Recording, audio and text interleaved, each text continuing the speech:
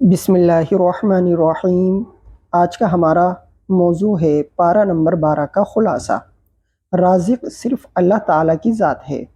وَمَا مِن دَابَّةٍ فِي الْأَرْضِ إِلَّا عَلَى اللَّهِ رِزْقُهَا۔ ہر جاندار، انسان، جنات، چرند، پرند، جانور، بری، بحری وغیرہ کو روزی دینے والا صرف اللہ تعالیٰ ہی ہے، اور یہ اللہ تعالیٰ کے علاوہ کسی اور کے بس میں نہیں۔ تخلیق کائنات، مقصود کائنات۔ وَهُوَ الَّذِي خَلَقَ السَّمَاوَاتِ وَالْأَرْضَ فِي 6 أَيَّامٍ ثُمَّ اسْتَوَى عَلَى الْعَرْشِ وَهُوَ الَّذِي خَلَقَ السَّمَاوَاتِ وَالْأَرْضَ فِي 6 أَيَّامٍ وَكَانَ عَرْشُهُ عَلَى الْمَاءِ لِيَبْلُوَكُمْ أَيُّكُمْ أَحْسَنُ عَمَلًا۔ اس آیت میں بنیادی طور پر دو باتیں ذکر کی گئی ہیں۔ کائنات کو مرحلہ وار کیوں تخلیق کیا گیا اور کائنات کی تخلیق کا مقصد کیا ہے۔ نمبر 1، اللہ تعالیٰ نے آسمانوں اور زمین کی تخلیق مرحلہ وار 6 دن میں فرمائی، جبکہ اللہ تعالیٰ اپنی قدرت کاملہ سے ایک لمحے میں بھی پیدا فرما سکتے تھے۔ ایک تو یہ کہ انسان کے مزاج کے مطابق ہے، اور دوسرا اس میں یہ حکمت پوشیدہ ہے کہ امور کی انجام دہی میں عجلت سے کام نہیں لینا چاہیے۔ نمبر 2، کائنات کی تخلیق کا مقصد یہ ہے کہ اللہ تعالیٰ یہ دیکھنا چاہتے ہیں کہ اس میں غور و فکر کر کے کون سب سے زیادہ اچھے عمل کرنے والا ہے۔ سب سے زیادہ اچھے اعمال نبی پاک صلی اللہ علیہ وسلم کی ذات گرامی کے ہیں۔ معلوم ہوا کہ کائنات کی تخلیق کا اصل مقصود نبی پاک صلی اللہ علیہ وسلم کی ذات گرامی ہے۔ تسلی خاتم الانبیاء۔ فَلَعَلَّكَ تَارِكٌ بَعْضَ مَا يُوحَىٰ إِلَيْكَ وَضَائِقٌ بِهِ صَدْرُكَ أَن يَقُولُوا لَوْلَا أُنزِلَ عَلَيْهِ كَنزٌ أَوْ جَاءَ مَعَهُ مَلَكٌ۔ مشرکین اللہ کے نبی صلی اللہ علیہ وسلم سے فرمائشی معجزات مانگتے تھے، جس سے اللہ کے نبی صلی اللہ علیہ وسلم کا دل تنگ ہوتا تھا۔ تو آپ کی تسلی کے لیے یہ آیت نازل ہوئی کہ آپ کو ان کے فرمائشی معجزوں کی وجہ سے دلی تنگی نہیں ہونی چاہیے، آپ تو صرف ڈرانے والے ہیں۔ قرآن کریم کا چیلنج، قُلْ فَأْتُوا بِعَشْرِ سُوَرٍ مِثْلِهِ مُفْتَرَيَاتٍ وَادْعُوا مَنِ اسْتَطَعْتُم مِّن دُونِ اللَّهِ إِن كُنتُمْ صَادِقِينَ۔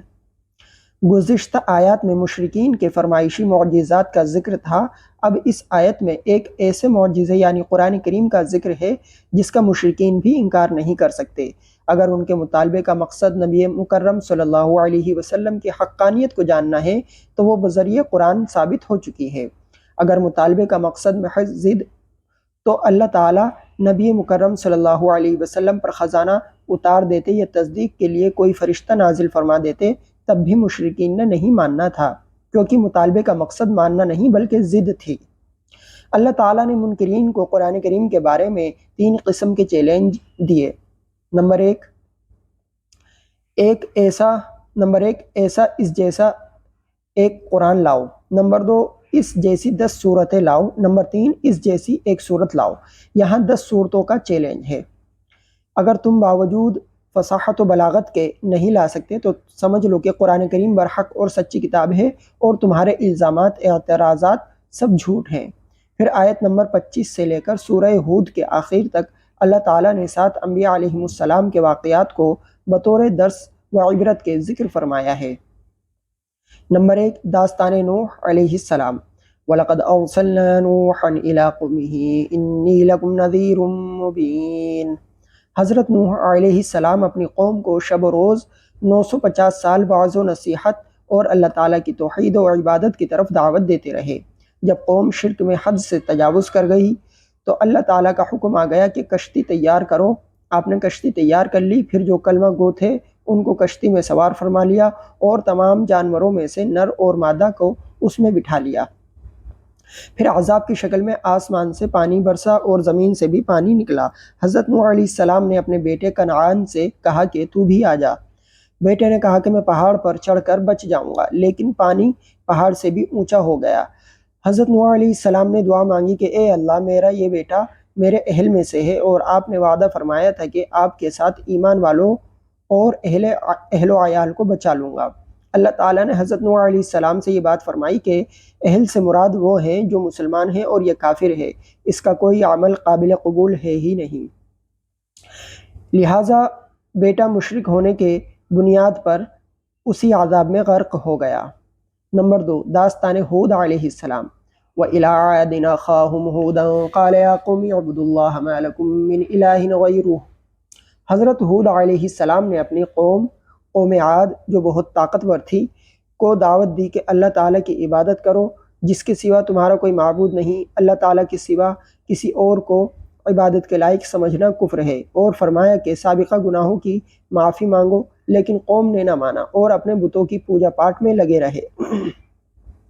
بالآخر اللہ تعالیٰ نے حضرت ہود علیہ السلام اور ان پر ایمان لانے والوں کے علاوہ باقی قوم پر ہوا کا طوفان بطور عذاب بھیجا جس سے گھروں کی چھتیں اور درخت اکھڑ گئے، جانور اور انسان فضا میں اڑتے اور اوندھے منہ نیچے گرتے، دیکھتے ہی دیکھتے پوری قوم تباہ و برباد ہو گئی۔ نمبر 3، داستان حضرت صالح علیہ السلام۔ وَإِلَىٰ ثَمُودَ أَخَاهُمْ صَالِحًا۔ حضرت صالح علیہ السلام نے بھی اپنی قوم سمود کو اللہ تعالیٰ کی توحید اور اس کی عبادت کی طرف دعوت دی۔ قوم سمود نے حضرت صالح علیہ السلام کی تکذیب کی اور فرمائشی معجزے کا مطالبہ کیا کہ اگر اس پہاڑ کی چٹان سے حاملہ اونٹنی نکل آئے تو ہم آپ کو مان لیں گے۔ ایسے ہی ہوا، اونٹنی آ گئی، فرمایا کہ یہ اللہ تعالیٰ کی اونٹنی ہے، اسے چھوڑ دو، لیکن وہ باز نہ آئے اور اونٹنی کو ہلاک کر دیا۔ بالآخر اللہ تعالیٰ نے ایمان والوں کے علاوہ باقی قوم کو ایک سخت قسم کی چیخ کے ذریعے نیست و نابود فرما دیا۔ وہ اپنے گھروں میں ایسے اوندھے منہ پڑے رہ گئے جیسے وہ کبھی وہاں بسے ہی نہیں تھے۔ نمبر 4، داستان حضرت ابراہیم علیہ السلام۔ وَلَقَدْ جَاءَتْ رُسُلُنَا إِبْرَاهِيمَ بِالْبُشْرَىٰ قَالُوا سَلَامٌ قَالَ سَلَامٌ۔ اس رکوع میں اللہ تعالیٰ نے 2 واقعات بیان فرمائے ہیں کہ ایک حضرت ابراہیم علیہ السلام کا، دوسرا حضرت لوط علیہ السلام کا۔ حضرت ابراہیم علیہ السلام کی طرف انسانی شکل میں فرشتہ آئے، آپ علیہ السلام مہمان سمجھ کر بھنا ہوا بچھڑا پیش کیا،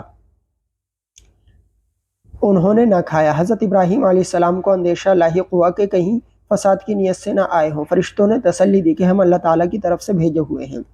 فرشتوں کے آنے کے 2 مقاصد تھے۔ پہلا مقصد حضرت ابراہیم علیہ السلام کو بڑھاپے کی حالت میں بیٹے کی خوشخبری دینا تھا۔ اللہ تعالیٰ نے یہ بھی بتا دیا کہ بیٹے کا نام اسحاق علیہ السلام ہوگا، صاحب اولاد ہوں گے اور ان کے بیٹے کا نام یعقوب علیہ السلام ہوگا۔ نمبر 5، داستان حضرت لوط علیہ السلام۔ وَلَمَّا جَاءَتْ رُسُلُنَا لُوطًا سِيءَ بِهِمْ وَضَاقَ بِهِمْ ذَرْعًا وقال هذا يوم عصیب۔ فرشتوں کے آنے کا دوسرا مقصد یہ تھا کہ حضرت لوط علیہ السلام کی قوم سرکشی میں حد سے تجاوز کر گئی ہے، اللہ تعالیٰ کے امر سے انہیں تباہ و برباد کرنا ہے۔ قوم صدوم میں جو برائیاں تھیں ان میں سے ایک ہم جنس پرستی جیسی قبیح برائی تھی۔ جب فرشتے خوبصورت نوجوانوں کی شکل میں آئے تو حضرت لوط علیہ السلام اپنی قوم کے کرتوتوں کی وجہ سے غمزدہ ہوئے کہ کہیں قوم انہیں اپنی ہوس کا نشانہ نہ بنا لے۔ فرشتوں نے تسلی دی کہ ہم اللہ تعالیٰ کے بھیجے ہوئے ہیں، آپ اپنی بیوی کے علاوہ باقی اہل ایمان کو لے کر رات کو ہی بستی سے نکل جائیں، پیچھے مڑ کر بھی نہیں دیکھنا۔ فرشتوں نے اللہ تعالیٰ کے حکم سے پوری بستی کو اوپر لے جا کر الٹا پٹخ دیا اور اوپر سے ان پر پکی مٹی کی تہبتیں پتھر برسائے۔ نمبر 6، داستان حضرت شعیب علیہ السلام۔ وَإِلَىٰ مَدْيَنَ أَخَاهُمْ شُعَيْبًا قَالَ يَا قَوْمِ اعْبُدُوا اللَّهَ مَا لَكُم مِّنْ إِلَٰهٍ غَيْرُهُ وَلَا تَنقُصُوا الْمِكْيَالَ وَالْمِيزَانَ۔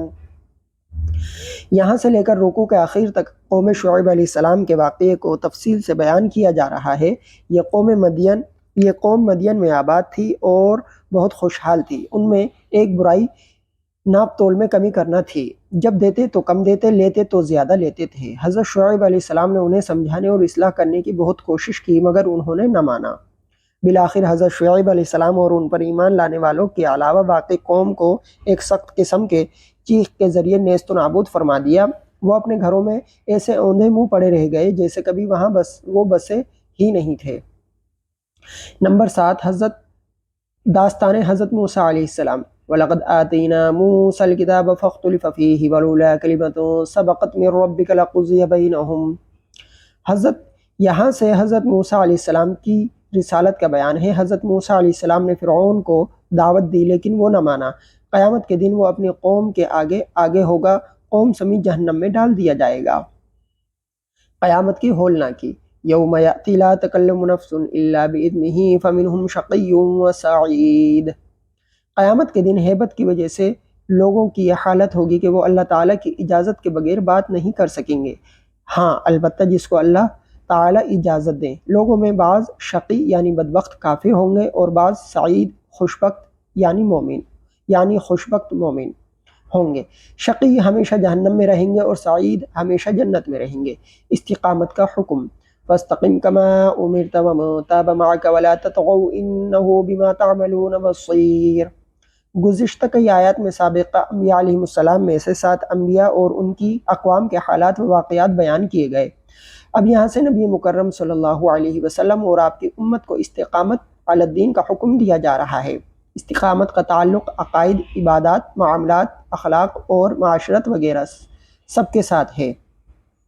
مطلب یہ ہے کہ اللہ تعالیٰ اور اس کے رسول صلی اللہ علیہ وسلم کی طرف سے جو حدود اور اصول مقرر کیے گئے ہیں ان کی مکمل پابندی کر کے چلنا استقامت ہے۔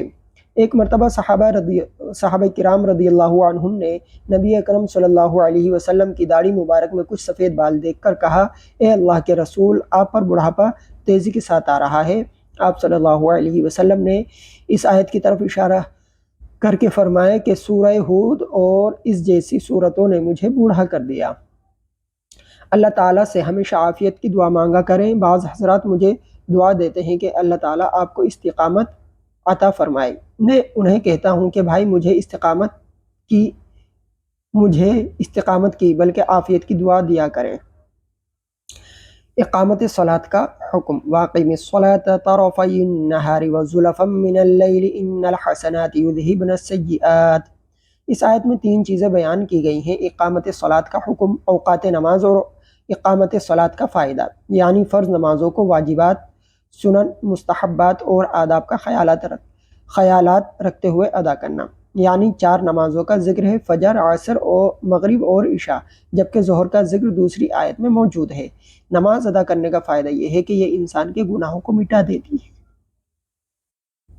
سابقہ انبیاء علیہ السلام کے قصص بیان کرنے کی حکمت، وَكُلًّا نَقُصُّ عَلَيْكَ مِنْ أَنْبَاءِ الرُّسُلِ مَا نُثَبِّتُ بِهِ فُؤَادَكَ وَجَاءَكَ فِي هَذِهِ الْحَقُّ وَمَوْعِظَةٌ وَذِكْرَىٰ لِلْمُؤْمِنِينَ۔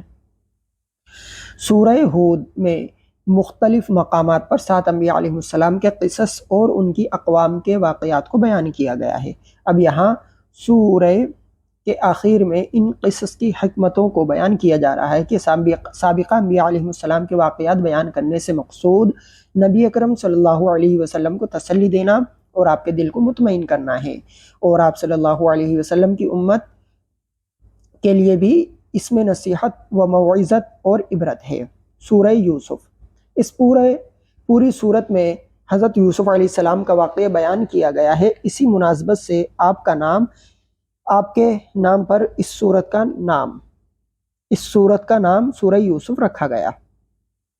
یہودیوں نے نبی اکرم صلی اللہ علیہ وسلم سے سوال کیا کہ بنو اسرائیل فلسطین سے مصر جا کر کیسے آباد ہوئے؟ یہودیوں کا مقصد سوال یہ تھا کہ محمد صلی اللہ علیہ وسلم کے پاس اس کا جواب نہیں ہوگا تو ان کی تکذیب کرنا ہمارے لیے آسان ہوگا۔ اللہ تعالیٰ نے ان کے جواب میں یہ پوری صورت نازل فرما دی۔ چند ایک مشترکات، نبی مکرم صلی اللہ علیہ وسلم اور یوسف علیہ السلام کے درمیان بہت سی چیزوں میں مشابہت ہے۔ یوسف علیہ السلام کے بھائیوں نے آپ سے حسد کر کے تکلیفیں پہنچائیں، بالآخر غلبہ یوسف علیہ السلام کو حاصل ہوا۔ اسی طرح قریش مکہ نے نبی پاک صلی اللہ علیہ وسلم کو طرح طرح کی تکلیفیں پہنچائیں، بالآخر فتح مکہ کی صورت میں غلبہ آپ صلی اللہ علیہ وسلم کو حاصل ہوا۔ یوسف علیہ السلام نے اپنے بھائیوں کو معاف کرتے ہوئے انتقام نہیں لیا، اسی طرح نبی مکرم صلی اللہ علیہ وسلم نے بھی فتح مکہ کے موقع پر قریش کو معاف فرما دیا، وغیرہ وغیرہ۔ بہترین قصہ یعنی احسن القصص، نحن نقص علیک احسن القصص بما اوحینا الیک هذا القرآن۔ حضرت یوسف علیہ السلام کے واقعے کو احسن القصص سے اس لیے تعبیر فرمایا کہ اس میں عبرت، نصیحت، سیرت و سوانح، زہد و تقوی، حکومت کے رموز، دین اور معاشی خوشحالی کی تدبیریں وغیرہ سب کو بڑی جامعیت کے ساتھ بیان کیا گیا ہے۔ یوسف علیہ السلام کا خواب، اذ قال یوسف لأبیہ یا ابت انی رأیت 11 کوکبا والشمس والقمر رأیتهم لی ساجدین۔ حضرت یوسف علیہ السلام نے کہا کہ ابا جی، میں نے خواب دیکھا کہ 11 ستارے، ایک سورج اور ایک چاند مجھے سجدہ کر رہے ہیں۔ حضرت یعقوب علیہ السلام نبی ہونے کی وجہ سے خواب کی تعبیر سمجھ گئے کہ اس کے 11 بھائی والد اور والدہ کسی وقت ان کے مطیع اور فرمانبردار ہو جائیں گے۔ حضرت یعقوب علیہ السلام کی پہلی بیوی سے 10 بیٹے تھے، دوسری بیوی سے 2 یعنی یوسف علیہ السلام اور بنیامین تھے۔ یعقوب علیہ السلام کی تدبیر: قال یا بنی لا تقصص رؤیاک علی اخوتک فیکیدوا لک کیدا۔ حضرت یعقوب علیہ السلام نے فرمایا کہ اپنا خواب اپنے بھائیوں سے بیان نہ کرنا، ممکن ہے کہ وہ سوتیلے بھائی ہونے کی وجہ سے حسد کرنے لگے۔ برادران یوسف کا حسد: اذ قالوا لیوسف واخوہ احب الی ابینا منا ونحن عصبہ۔ حضرت یوسف علیہ السلام کے والد گرامی ان سے غیر معمولی محبت کرتے تھے، یا تو اسی وجہ سے انہوں نے حسد کیا، یا پھر انہیں کسی طریقے سے خواب معلوم ہو گیا تو حسد کرنے لگے۔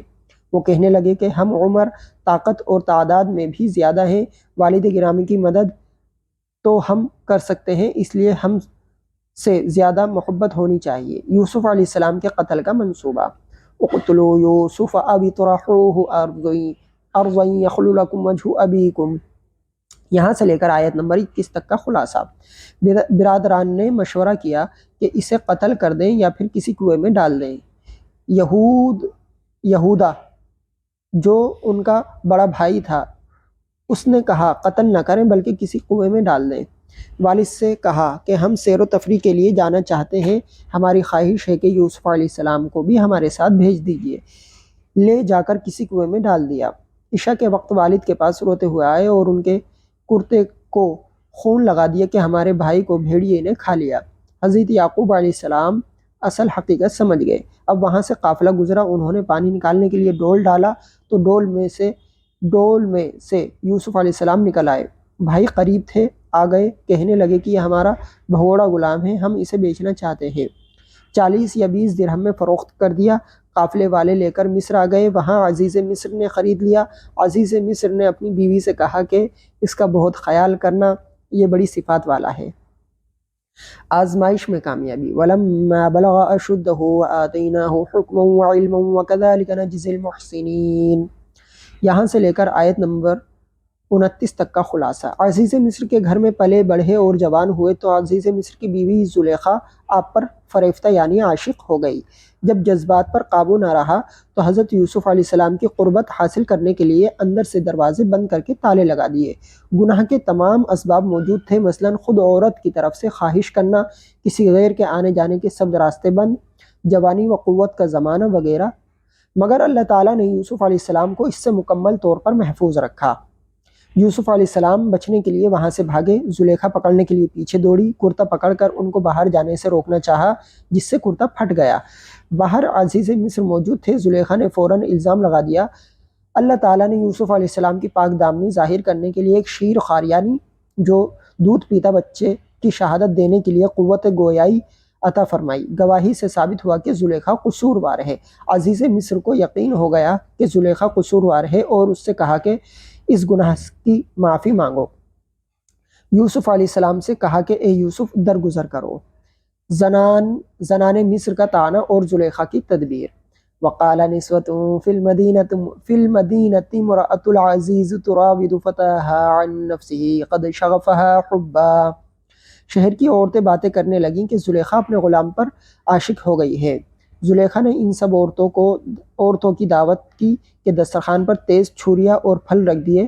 یوسف علیہ السلام کو باہر آنے کے لیے کہا۔ جب عورتوں نے دیکھا تو ان کے حسن و جمال میں ایسی محبوب ہو گئیں، ایسی کھو گئیں کہ بے خیالی میں پھل کاٹنے کے بجائے اپنی انگلیاں کاٹ بیٹھیں اور کہنے لگی کہ یہ انسان نہیں بلکہ فرشتہ ہے۔ زلیخا نے ان عورتوں سے کہا کہ اس محبت پر تم مجھے طعنہ دیتی تھی، اب پتہ چلا۔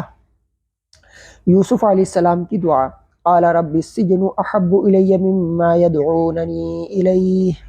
حضرت یوسف علیہ السلام نے دعا کی کہ یا رب، یہ عورتیں مجھے جس کام کی دعوت دے رہی ہیں اس کے مقابلے میں جیل مجھے زیادہ پسند ہے۔ اللہ تعالیٰ نے دعا قبول کی، ان کی چالوں سے حفاظت فرمائی اور آپ علیہ السلام کو جیل میں بھیج دیا گیا۔ 2 قیدیوں کا خواب۔ حضرت یوسف علیہ السلام کی وَدَخَلَ مَعَهُ السِّجْنَ فَتَيَانِ، حضرت یوسف علیہ السلام کی قید کے زمانے میں دو مزید قیدی بادشاہ کو کھانے میں زہر دینے کے الزام میں جیل میں آ گئے۔ انہوں نے خواب دیکھا، ان میں سے ایک نے کہا کہ میں بادشاہ کو انگور نچوڑ کر شراب پلا رہا ہوں، دوسرے نے کہا کہ میرے سر پر روٹیوں کا ٹوکرا ہے، پرندے نوچ نوچ کر کھا رہے ہیں۔ یوسف علیہ السلام سے تعبیر پوچھی، آپ نے فرمایا کہ کچھ دیر میں بتاتا ہوں۔ پہلے انہیں توحید کی دعوت دی، پھر پیغمبرانہ شفقت کی وجہ سے بغیر تعیین کے تعبیر بتائی کہ تم میں سے ایک نجات پائے گا اور بادشاہ کو شراب پلائے گا، دوسرے کو پھانسی ہوگی۔ کچھ دن بعد تحقیقات مکمل ہونے پر فیصلہ ہو گیا کہ ساقی یعنی پلانے والا بے گناہ ہے اور باورچی قصوروار ہے۔ حضرت یوسف علیہ السلام نے ساقی سے کہا کہ بادشاہ سے کہہ دینا کہ ایک بے قصور قیدی جیل میں ہے۔ ساقی کو شیطان نے بھلا دیا۔ یوسف علیہ السلام کئی سال تک جیل میں رہے۔ بادشاہ کا خواب، وقال الملك إني أرى 7 بقرات سمان يأكلهن 7 عجاف و7 سنبلات خضر وأخرى يابسات۔ بادشاہ نے خواب میں دیکھا کہ 7 موٹی تازی گائے ہیں جنہیں 7 دبلی پتلی گائے کھا رہی ہیں، نیز 7 خوشے ہرے بھرے ہیں اور 7 مزید خوشے ہیں جو سوکھے ہوئے ہیں۔ ارکان سلطنت سے اس کی تعبیر پوچھی تو انہوں نے کہا کہ یہ الجھے ہوئے اور پریشان خیالات ہیں اور ہم خوابوں کی تعبیر سے واقف بھی نہیں۔ اس ساقی کو یوسف علیہ السلام یاد آ گئے۔ اس نے کہا کہ بادشاہ سلامت، جیل میں ایک آدمی ہے جو سچا ہے اور تعبیر بھی درست بتاتا ہے۔ یوسف علیہ السلام نے تعبیر بتا دی کہ 7 سال کھیتی باڑی کر کے اناج محفوظ کرو، ان کے بعد 7 سال قحط سالی کے آئیں گے۔ قحط سالی کے ان 7 سالوں کے بعد پھر بارشیں ہوں گی اور دوبارہ ہریالی اور فصلیں ہوں گی۔ بادشاہ بہت خوش ہوا کہ یہ میرے خواب کی صحیح تعبیر ہے۔ یوسف علیہ السلام کی رہائی، وقال الملك ائتوني به فلما جاءه الرسول قال ارجع الى ربك فاسأله ما بال النسوة اللاتي قطعن أيديهن۔ بادشاہ نے کہا کہ اسے بلاؤ، یہ عام آدمی نہیں بلکہ بہت ہی عظیم شخص ہے۔ حضرت یوسف علیہ السلام نے فرمایا کہ میں بعد میں آؤں گا۔ بادشاہ سے کہو کہ پہلے ان عورتوں کے معاملات کی تحقیق کریں جنہوں نے اپنی انگلیاں کاٹ ڈالی تھیں۔ بادشاہ نے ان سب عورتوں کو بلا کر پوچھا کہ انہوں نے یوسف علیہ السلام کے بے گناہی کی واضح الفاظ میں گواہی دی، اور زلیخا نے بھی اقرار کیا کہ اصل غلطی میری تھی۔ یوسف علیہ السلام سچے ہیں۔ اس کے بعد حضرت یوسف علیہ السلام بادشاہ کے پاس رہنے لگے۔ وآخر دعوانا ان الحمد للہ رب العالمین۔